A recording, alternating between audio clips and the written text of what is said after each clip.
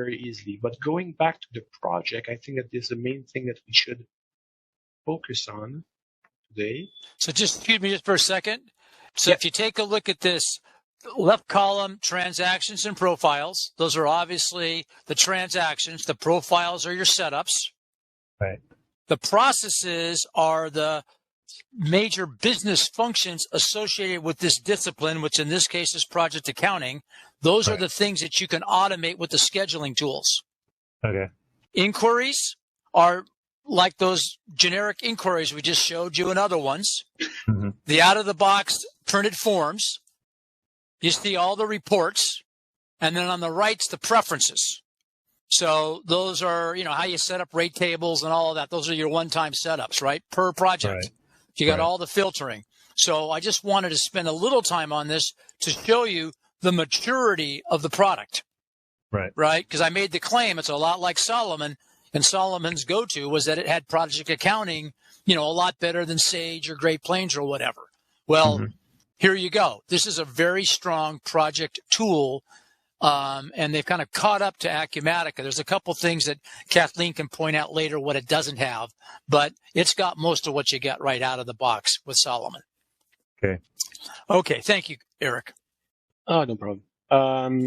So one thing that I can, there is a CRM module that you can purchase if needed. And from an opportunity, you could create like a project quote. And that project quotes, once it has been approved by the customer, can be transformed into a project. So basically, instead of creating their project from scratch and creating another document, one can create the other. So, and to create a project quote, you can look at one. So you see here, I've got my project quote, and I used a project template to create my quote. So everything that you see at the bottom and all the project tasks, because a project can be divided into different tasks, are there by default. So I don't have to type them all. So if I would select a kind of a project, and then a project template, and then a project manager, and then a customers. Then see here, I've got all kinds of project tasks, and I could have estimation that goes with it as well, so that it saves me time when it's time to quote for a project, and I can change whatever I need. And once I'm done, then I can submit the quote for approval. And then once approved, send the quote by email.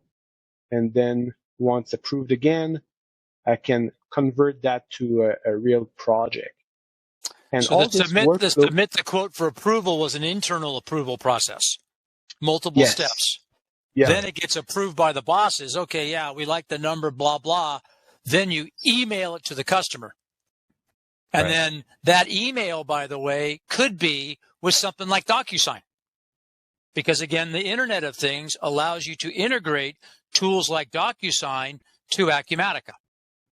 This customer does the electronic signature, it comes back, and then you convert that quote to a project, and now you're at the kind of the part where you've done the project setup in Solomon. So I'll just pretend that I send that by email. So see here, when I'm sending something by email with Acumatica, then there is this email that is attached to that document. So I can track all the communication regarding that quote.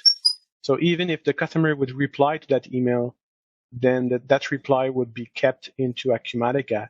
And you can see here the little paperclip, which is yellow, indicates that there is a PDF attached to that email, which is the quote itself.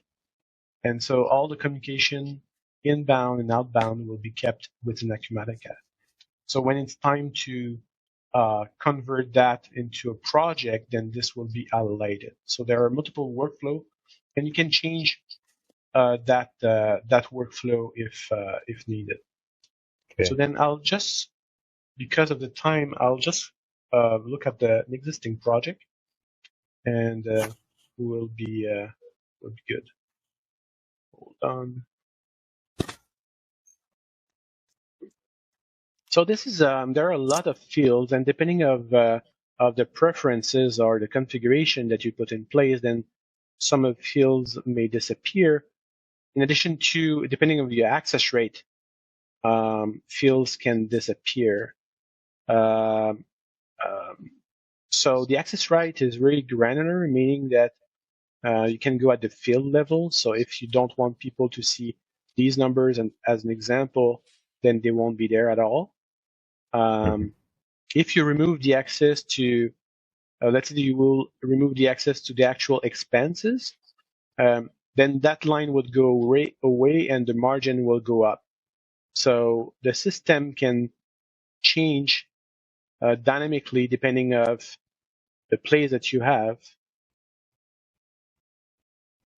Let me just put it back. So in other words, if you're on a 7-inch tablet versus a 15-inch screen, right? Right. It'll morph for you. Okay. And the fields won't be out of place, right? Yeah. So that's what we're showing here is that notice you got to one column instead of 2 or 3. Right. Because now I'm on a tablet instead of a big screen.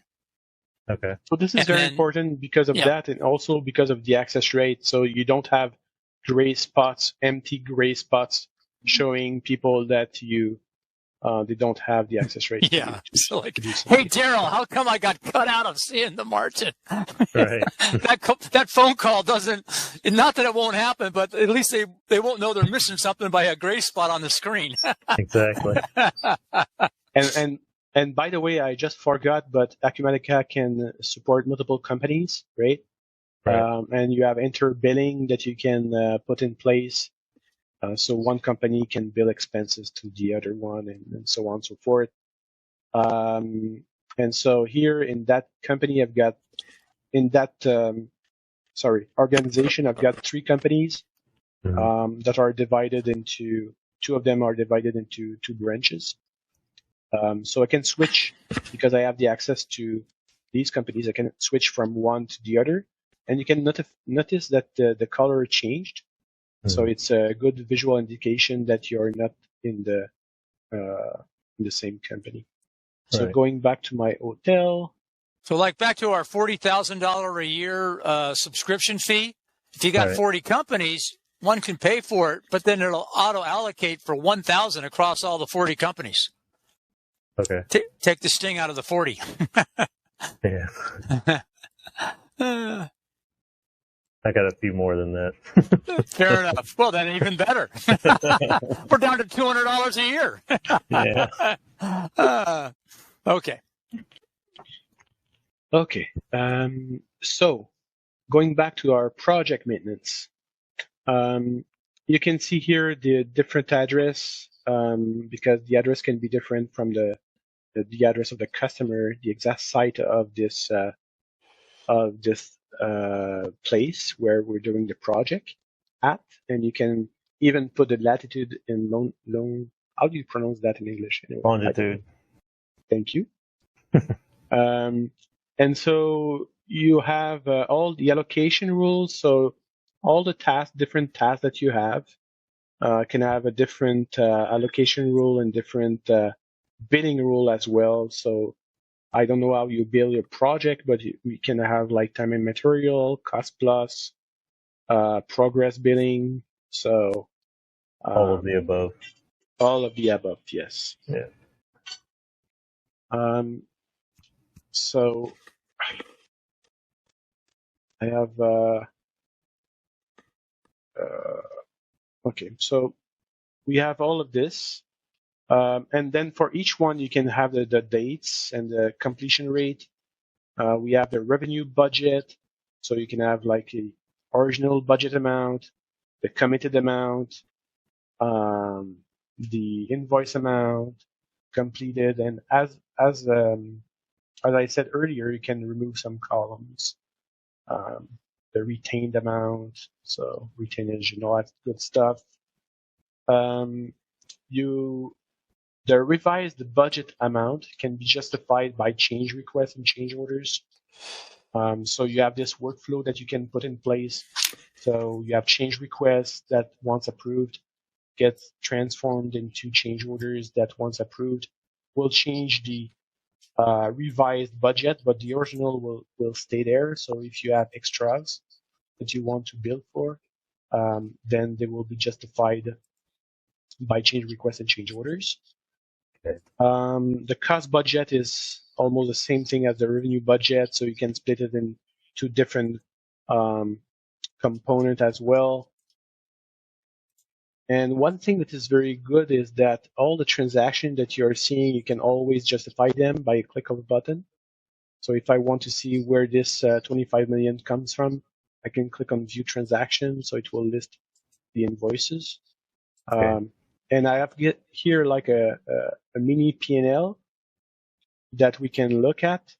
And this mini P&L have different buckets: equipment, labor, material, and so on. So these buckets, you decide what they are. The type of expenses, type of revenue. You can even have like WIP in the asset category or unrecognized revenue in liability. So you really decide what the workflow will be, and according to that, what the buckets in which the transaction will be kept in will be at. And so here you can see the actual amount plus the committed amount, what it will be, and what is the variance amount. And so on the cost budget. Excuse me just for a minute. Could you go back to that screen just for 1 second? Sure. Please note that on this generic inquiry, Acumatica is adding the totals up on the lines. In a lot of screens and a lot of ERP systems, they won't do that. But you look at expense totals there in the first column is 28,000, or 28 million, right? Mm-hmm. So it's adding those numbers up in equipment, labor, et cetera. Right. So you can do the generic inquiries to do that for you also, which is a nice time saver for a lot of folks. Right. Okay. So the commitment, you have all the POs that are tied to that project. So when you create a PO, of course you can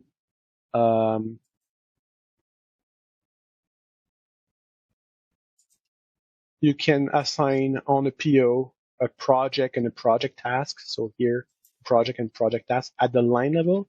So with that, you are allowed to have a PO, like a single PO for a vendor, that the thing that you're purchasing goes to different projects. So you can merge basically the needs for the goods to one vendor to have a better price.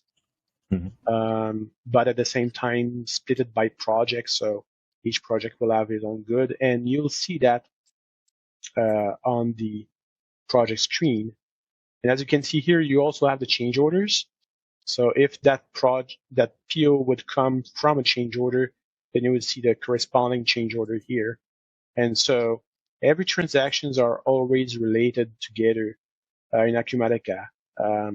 So what I mean by that is that because the status is closed, it means that I received the stock, and also I received the AP bill that goes with it. So I've got the three-way matching. So if I go to PO history, then here I would have that bill. These are services, so this is why I don't have any receipt. But if I would go to others, like in that one, I've got the receipt and the bill, so everything is linked together. So if I go to the bill, we'll open up on my other screen. I come here, and so at the bill, I've got the PO and the receipt, and on the receipt, I've got the PO and the bill. So everything is linked together, really. And okay, since we are at the bill level, I can also show you the GL entry that goes with it, because that bill has generated a PO, general ledger entry. So this is the entry. So from any journal transaction, I can always go to the source document, which is that bill. So I can have fun to go from one place to another. But that is very convenient this is very important because when you're looking at numbers at the P&L as an example, you don't want to try to guess what makes up these numbers. So by going at the journal transaction and then after that going to the source document, at least you can go at the PO level if that AP bill is at the PO. So then you know where these numbers are coming from and all the trail that goes with it. So commitment, and that will influence also the cost budget. And I was about to show you also the cost to complete and cost of completion. So you can enter these numbers manually. That's nice. Yep. I didn't know we had that. Yep. So you're like halfway through the job, and then you asked your project managers how much more to go, so you can do a forecast to complete analysis against the original budget. Nice. Right. All done.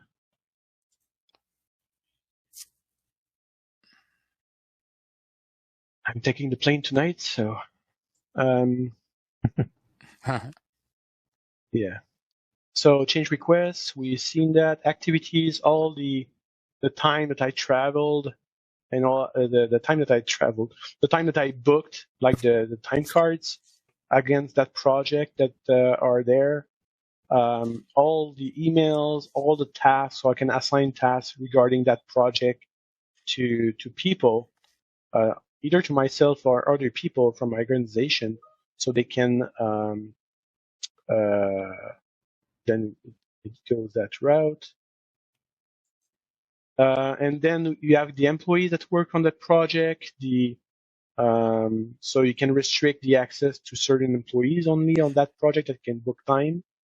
Equipment. So sometimes on site you have some equipment that have some run rate and things like that. All kinds of default document markup. So when you create a new change request, it will calculate for you the depending on the cost, the price that you will charge.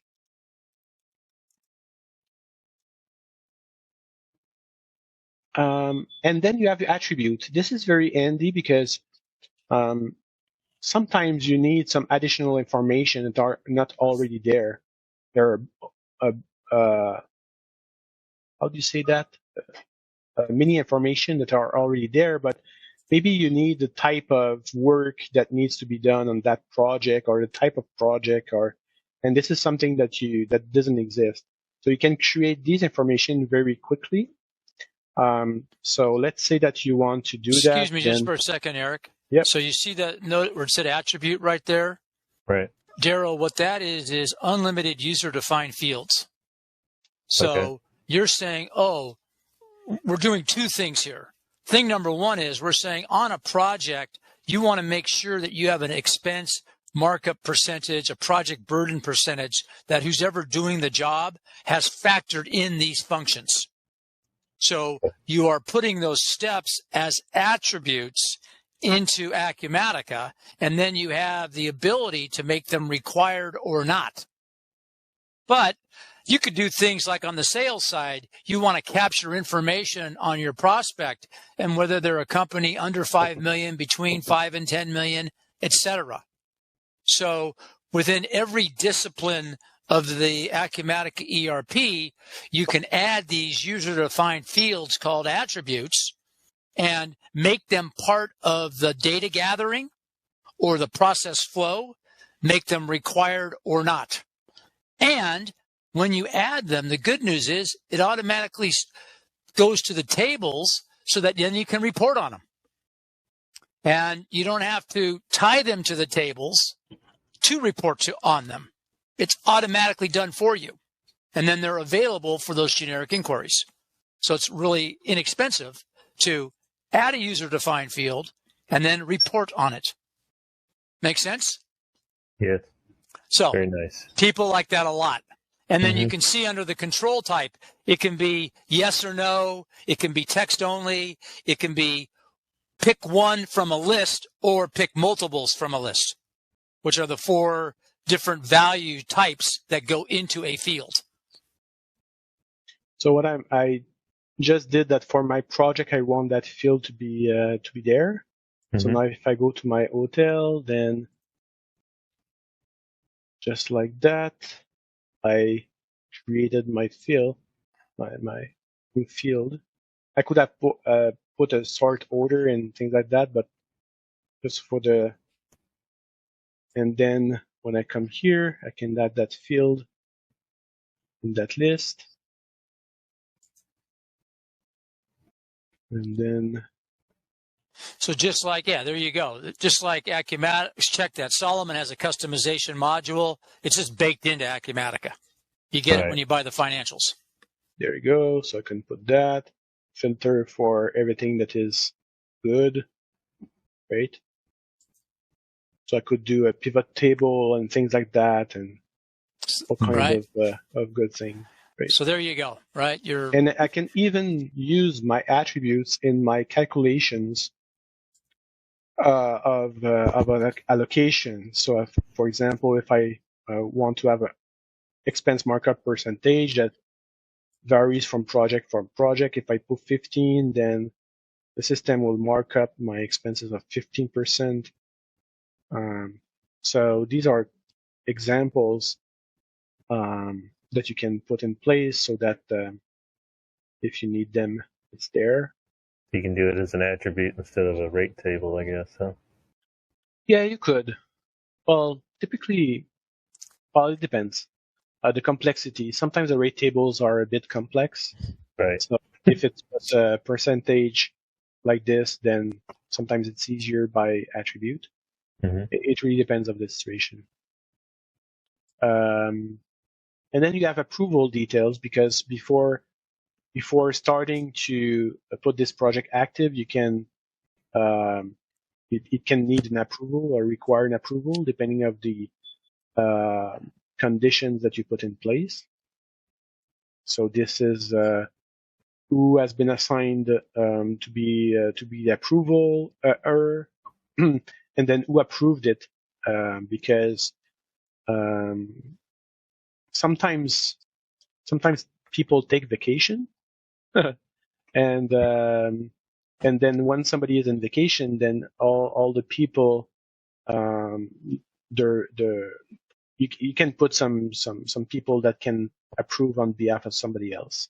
This is my point. Okay. So sometimes the person that was assigned to approve is not exactly the same as the person that approved. So then you have all the full history of that, including the reason why it has been approved or rejected. And you also have the work group here, because you can work in team. And so instead of setuping a person, then you can assign that to a work group to be approved. And you can have multiple approvers. And then this is about the project. Yeah. And Eric, finish up on that, and I'll just drive you on a couple of other areas because I'm just watching the time. I want to show a couple other quick things.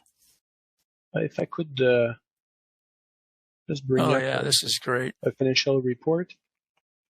And you got the report editor, so you can edit all the reports the way that you would want to. So if I click here, then I have the history of where these numbers come from. I've got different reports like this. Yeah. Why don't you show that P&L report by multiple company too? Oh, yes, this is a good one.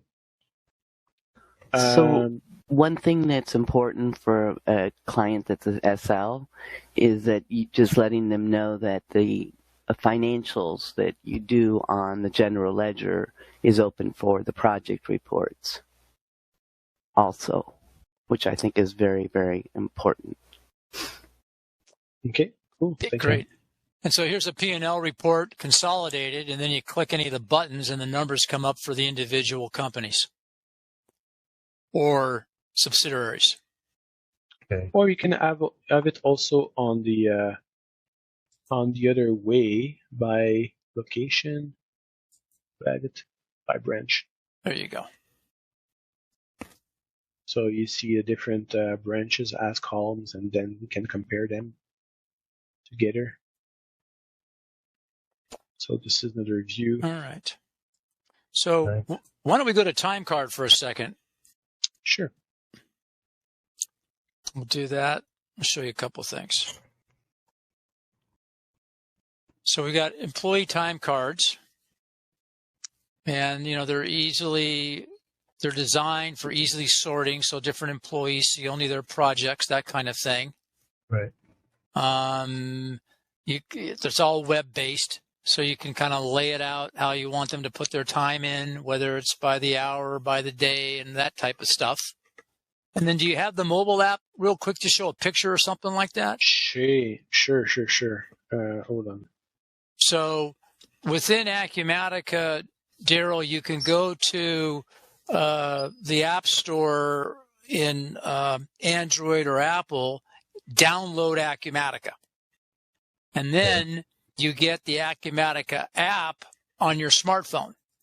And those applications within the ERP that are easily done on a phone from a real estate standpoint are accommodated. One is time entry and expense management. So here you can put your time card in. It'll show you the project. It'll show you the task. You can, type in the time. You can type in the description and then hit the commit button, and it'll flow into Acumatica for approval by the manager, who will get pinged that, hey, you got something to do. So yeah, there you go. So that's one neat thing. The other neat thing is expenses.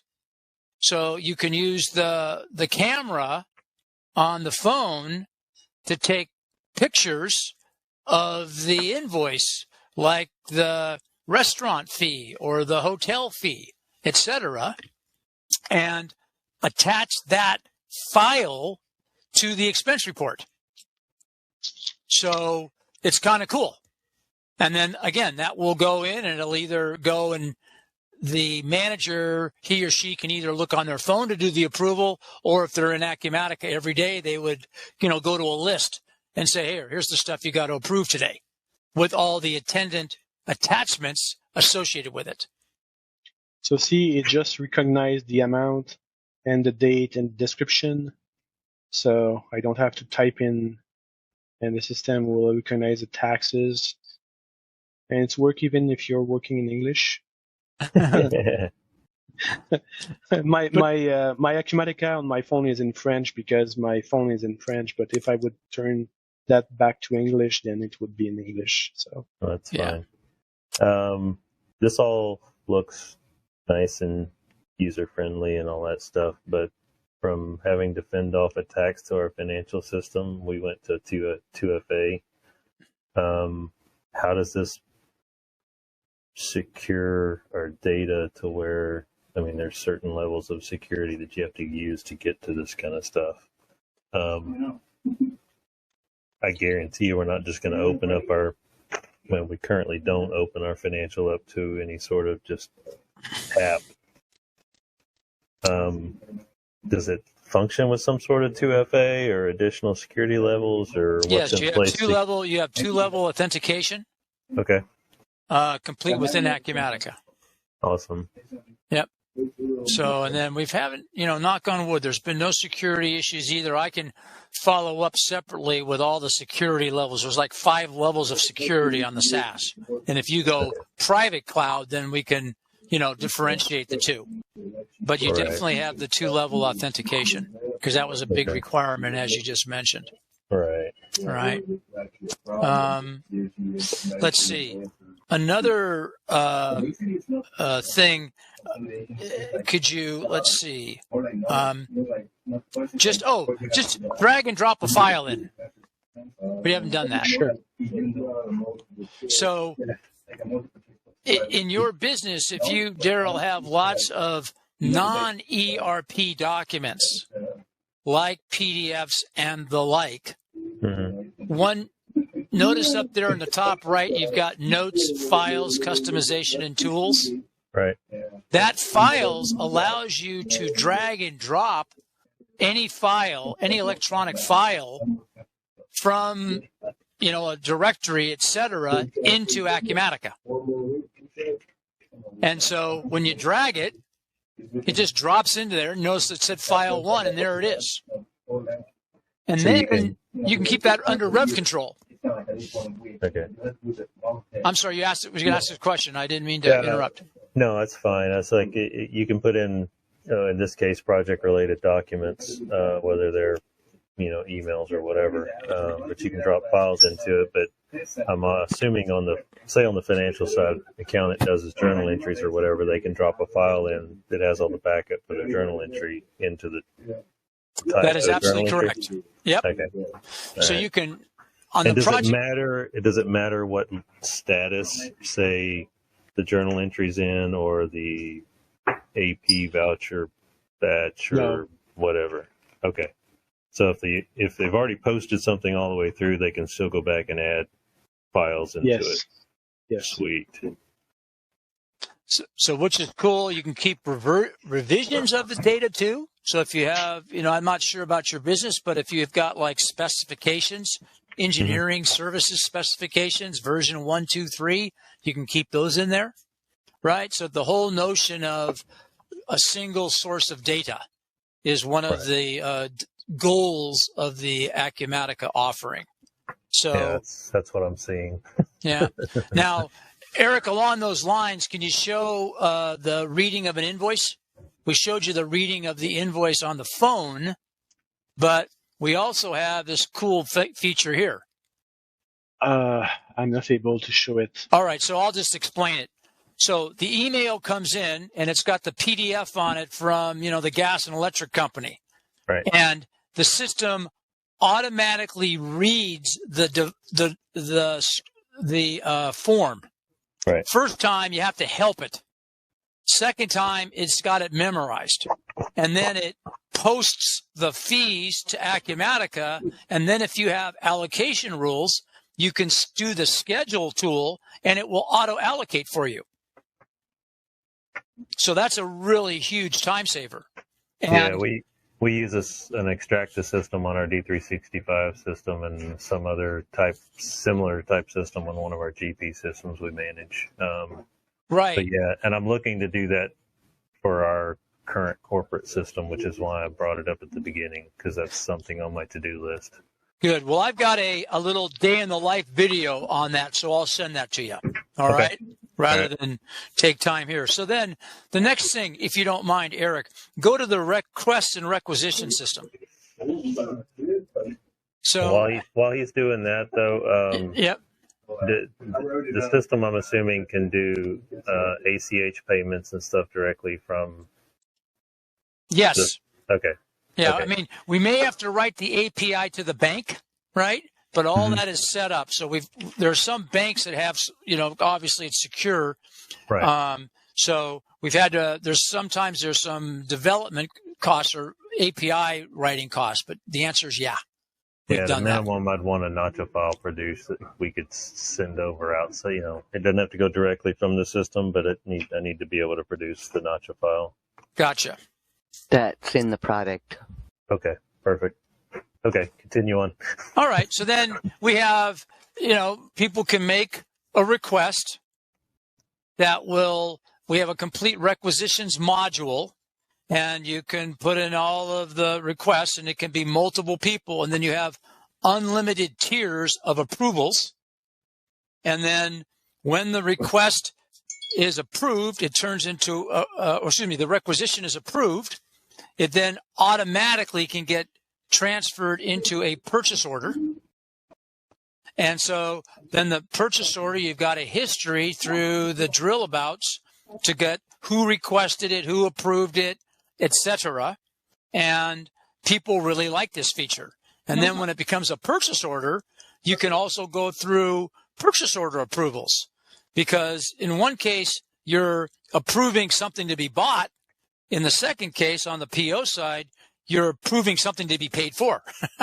So sometimes customers have different tiers or processes to make those two different approval processes. So SL had a rudimentary requisition system that hardly anybody used. It was typically third party. With Acumatica, it's all integrated. And then, like Kathleen mentioned, or you mentioned with D365 or GP, you bought Article or somebody like that to do the data OCR recognition. With Acumatica, it's built in, right? Right. So those are some of the features that are doing it. So we talked about that, time card, security. Fixed assets. Yeah, I mean, yeah, we've got a big, huge fixed assets tool that's completely integrated with purchasing and all of the accounting and handles all of the depreciation depreciation methods, at least that I know of. I'm sure there might be some other ones. And you can create your own. Oh, I didn't know that. Yeah. So anyway. So you can convert, let's say that you purchase something, then afterwards you can convert purchases to assets. And once that's been converted, then you manage the fixed asset by calculating depreciation monthly as an example. And then you can transfer the asset from one department to the other, so the cost will change. You can split the asset or dispose it. But in any of these processing screens, like Jim mentioned at the beginning, you can fully automate that. So let's say that you don't want to come here every month to do that because it's pretty boring. Mm-hmm. Then you can add that to a schedule, so the system will do it for you without you having to do anything about it. So you can do it monthly, the first day of the month, as an example. The system will do it at that time. So if it's on the first day of the month, that always, I'm bringing my thought process is in SL right now. I have to go in and close the fire. Well, I said the first day of the month, but it would be on the last day of the month typically. Okay. All right. So it's going to create it, or it's going to create and post it in the current open period. Okay. All right. Yes. All right. Yeah, because when you have the period management, so even if you have companies that do not have the same calendar year, mm-hmm. You can still manage that and produce consolidated financial statement without having to do anything about it. But here, as an example, you can see you can close the period per module and per company. So you can, for example, at the end of the month, you can still, AP can still be open, but not AR, as an example. All right. And so I didn't, I went very fast on the project, but you can create pro forma invoice. And then once that's been approved by the project manager and different people, then you can create an AR invoice. Okay. So you have a workflow there as well if you need it.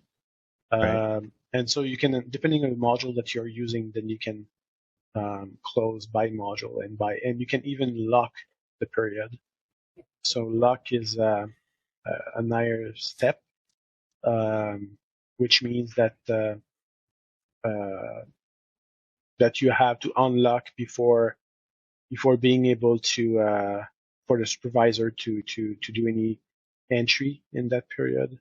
Right. So anyway, you have different level of security there. Yeah. The only thing that we currently, and it's only because the system requires it, that is locked is project each month, but I could post back to 2007 right now if I wanted to, but we just manage it with personnel. Cool. So I think June gave us a rundown on what your requirements are. So we hope to go through that. Oh, one last little thing. Show the OData just for a second. Any screen with OData link to it. So in the same way, Daryl, that we can take information and output it to Excel, you also have the ability to take this information and output it to Microsoft's BI tool. And there's an OData link that allows you to do that. Similarly, there's 3 or 4 out-of-the-box super-duper reporting tools that complement Acumatica. This BI being one of them. But there's another one called Data Self and a couple of other ones, as you might imagine, as Acumatica becomes more and more prevalent in the market. So we know, I hope I'm not, Trospero was a tool that you're using right now, June mentioned. So we might be able to integrate to that one. That's not on the Acumatica list right now, but the ability to take data out of Acumatica and propagate these rich reporting tools is something that we do all the time. I just wanted to point that out as another kind of thing that June asked us to ensure that you saw. Yeah, so, we're using it for financial statements at the moment. Yeah. So there's a couple tools like that, and I don't know if you bought the tool and therefore you own it and we would interface to it, or you've got other options. That's what I'm saying. Right. Okay. So there you go. This is the one from Microsoft, but like I said, there's a ton of them. Okay. So there you go. There's the hour overview. Awesome. And we can set up a system to allow you to play with it if you like. We're just going through here some kind of neat things because you can do not only can you put up you didn't show favorites either. There's so many things, but just like any portal-based system, you can build your own you can build your own favorites palette. Right. Right. So, and then you can also, for onboarding, you can build these process flows like this so folks can walk through a process and it'll bring them to the appropriate screen. So folks, find this to be useful, especially for onboarding. Yep. And senior management, I might add. Awesome. So. All right. Just something off the top of my head we're not doing currently, but if I'm changing systems, there's a possibility that, since our hourly folks have to enter their time into Fuse, which is who processes our payroll. Yep. I'm assuming, I guess we'd have to look at their system versus ours, but just off the top of my head, I'm thinking it might be possible to import time cards from Fuse into Acumatica so that they're only having to enter stuff once. But I guess that would require some project field information being able to put it in Fuse. Yeah, Daryl, that's what I was going to say, because we have some customers that use ADP, and ADP can't really provide the project coding that's needed for Dynamics. So what we've done is we've reversed the process where the code, they enter their time into the ERP, and then we take a file and upload it to the other company. But you say they have like their own little timesheet portal. They put that in, right? Yeah, and it may be possible if we, I know SL had it, we just never went down that road, but I'm assuming that, or you can tell me if there's some way that this system can spit out a payroll file that could be, uploaded into Fuse, since they would require fewer fields than the project system. They just need day, hours worked, and, employee ID, those kind of things. So if this system can produce a certified payroll file, I guess, or whatever it's called, just an upload file that would give them that information. Right. I'm betting that there could be. Okay. Kathleen, what's your gut on that? What do you want to investigate? Sorry, I was. I thought I started talking. It's like, oh, you're muted. So the certified payroll report, so in the construction environment of the Acumatica, Eric, are they addressing that? It's a The pretty, payroll? yeah. Daryl, you didn't mean the certified payroll report. You're just talking about hours, right? Employee ID, day work, and hours. Yeah, it's just It would just be Oh yeah, no problem. file to give, file to give to the payroll provider. Yeah, that's not a problem at all. As a matter of fact, we build a generic inquiry for that. Okay. And you would put it to Excel or however file format you need. Okay. Yeah, it's really, as a matter of fact, this is easy peasy stuff. I mean, it's just, you're going to love, I mean, if you guys play with it, generic inquiry is like, is sort of really replacing Crystal, right? You can do any flavor of any report or inquiry, and they all go to reports and all that. You can extend it to other screens. It's, every screen that you go into as far as setup has a generic inquiry to begin with, just to show you the list of what's in that screen. So in bills, you're going straight into the generic inquiry and seeing every bill so you can filter. But as soon as you click that link, now you're truly in the bills and adjustment screen. So you're going to love this system. Awesome. There's nothing you can't do. And there's only one thing I don't like that SL has. And just to let you know, and it's not the biggest deal, honestly, but you know how you can select a column in SL and paste a value all the way down, like in access rights and all sorts of other places? Yeah. That's the only thing it doesn't have. And it has a lot more than what SL has. Obviously, It's like it's a really good product. Excuse me, Kathleen. This is pretty cool too. Here you see on the left, you're going down this screen, and on the right you have this other panel. Right. Right. So that way it saves you keystrokes. Okay. Right. Yeah. So you got a project list, and then it gives you the view of each individual customer as you toggle down the list. Nice. So clients love that. Yeah. And the nice thing too, one thing to point out that's really important from SL versus Acumatica is, that whole copying and pasting, like when you want to create a project, and that it brings the lower levels and gets all these errors and all that stuff.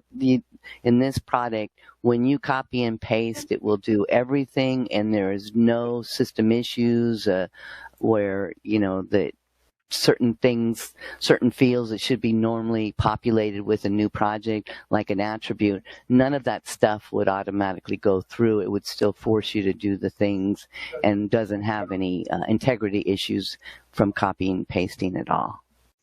Nice. I don't know, but this is supposed to be a beach hotel. I wouldn't go to that hotel at all. That's funny. Maybe the I beach really is want to on the go other there for side. vacation. That's funny. One other thing is on the access rights side, I'm assuming you can set up role-based or... Yes, it's actually a lot more sophisticated than SL. Okay. Awesome. A lot more. It's field by field and everything. Well, right now what I do is set up groups. So if I have, I have a group for the accountants or GL entry, and a group for AR view and those kind of things. So that's the same you're going to do here, but the difference is you can actually say, oh, for this user, I don't want them to be able to release. And you can do it specific to a user or a role or whatever. It's the same logic, but it is a lot more sophisticated in many more ways than SL. Awesome. Yeah, because I had to basically customize the you make groups. You had to customize groups, right? So that they couldn't release. They technically have the access rights to it, but they can't see it on the screen. Yeah, you just made it so they can even view it or whatever. It's a little bit different. There are a few things that are going to be take some time to understand it because they've made it so sophisticated. But once you learn it, it's really the same concept as, and if you went into the user's screen, you would see all the different roles. But you can clone a role and then make your changes and all sorts of different things. So you don't have to do, every screen by screen by screen. Right. Okay. Yeah. I just wanted to make sure that I could, that it's, I didn't think I wouldn't be able to, but just confirm that I can do that, and then we'll figure it out from there. Yeah. No, I call this SL on steroids is what I call this. Yeah. Yeah. Yeah. It's a lot more sophisticated because of the workflow, and you can edit the wiki, which is the procedures and all the stuff, so you can make it specific to yourself. It just has so much built in that it's almost, I never can find things through the menu. I always type in search because there's just so many. It's kind of crazy sometimes. It's like going into a website that you can get really deep and you're thinking, where did I go? That's how I have to navigate our D365 system, and I still can't find things half the time. Yeah. But the search is great. I mean, the search, you keep seeing he's typing it in there, and see how he's got help topics. And if he typed in a word that was a customer-related name, then it would automatically let you even see those customers and let you drill down automatically. Right. Or if there was an invoice that had 1099 in it, the invoice would pop up, or a PO. Right. Yeah, the customer calls you up and says, "Hey, I got my invoice 1099." You type it into Universal Search, bingo, shows up. Yeah. Yeah, and I do want to share one last thing. Is I just recently did an SL implementation, and they went live a few months ago, and they also have payroll too. And bottom line is that there's one gal that has just totally embraced it, and she's just like loving life. She's just like, I can't, she had to do dual entry in both systems for a few months because they had heavy controls and so forth. And she was like not doing any more SL, and she's like, I'm just loving this system. And she's just, going home early. No, she's like, and we're getting to the dashboard part right now, but it was a pretty smooth implementation, and we had most of the setup done in 2 months at the most. Cool. Yeah, one of my issues with SL is the project reporting piece of it. Yeah. So you'll like the fact that the financials are not just for the general ledger financials, but that it's also open for projects. That's what is very powerful. Yes. Yep. We can definitely use it. Yep. And, you still might want to develop some reports, but it would be through Report Designer. It's no Crystal at all in this environment. But the Report Designer it just takes a little while to learn it, but it's similar to Crystal. Okay. Well, Daryl, thank you very much. Like I mentioned, we can give you a test system if you'd like to play with it with June and yourself. No problem there. I probably would, but I need to wait until later in the year probably. I've got too much on my plate. I wouldn't get much out of it right now. But anytime. Yeah, but I like what I see, and I definitely want to explore it more. Great. The luxury is I do have some time to, I'm not looking to switch systems this year or probably next year, but, beyond that, I may be looking at something. Excellent. But this definitely gives me hope for the future. Yeah, it's great. I mean, most people in the SL world just love this product because, as Kathleen said, it's SL on steroids. So, I guess if say, I get through all that stuff and I wanted to switch over, is there some sort of integration help to get from SL to Acumatica, or is it kind of you building a crosswalk and converting data kind of thing like we usually deal with? It's a little bit different. So it's a lot easier, by the way, a lot easier. So as far as bringing data in, you guys know SQL, right? Obviously, correct? that correct? Consultants do, yeah. Yeah. Okay. Well, so they'll be able to extract the information, and we'll be able to import it. Okay. And then the only difference on the financial side, and they have a migration mode. So when we migrate AP and AR, we will put it to migrate mode, and the system won't do any GL entries because of that. But when we do the general ledger, you can just bring in your trial balances. You don't even have to, unless you want all your transactions. But if you did that, then we would just grab them out of GL Tran and import them in with the import scenarios that they have. Sweet. Yeah. And Okay. all screens, most all screens, you can take an Excel file and bring it in. Okay. Yeah. Just give you an idea. I mean, the reason that's so heavy on my mind is I think last time I looked, we still had 200-ish companies. So it's not, a one or two thing with a few years. We're talking, I got lots of data on many companies. Wow. Yeah. So you could use, I don't know if they all have the same calendar and all that, but you have the ability to make branches. The last client I did, they had multiple companies. They had multi-company. We didn't, we eliminated that because they were all on the same calendar and same chart of accounts. So we use branches as companies. Yeah, I've got, 7 or 8 application databases right now. One is because the other one's a Canadian currency, and the rest of them are U.S., but the rest, they share they have different chart of accounts. Okay. Our main database has most of the companies in it, and they're all on the same chart of accounts, and it's. So you've got tenants, keep that in mind, multiple tenants. So you can start easy. with migrating one of them, like the one that is the smallest. So it will give you an idea of the others if you have different systems. Perfect Hey point, guys, I'm going to have Eric. to drop off. This has been very, very informational, and thanks, Jim. Yeah. I'm going to drop off now. Bye. You're very welcome. Good All to right. hear your Thanks, voice, everybody. June. Take care. All right. Take care. Thanks a lot, Eric. Take care, everybody. Bye-bye. Okay, bye-bye.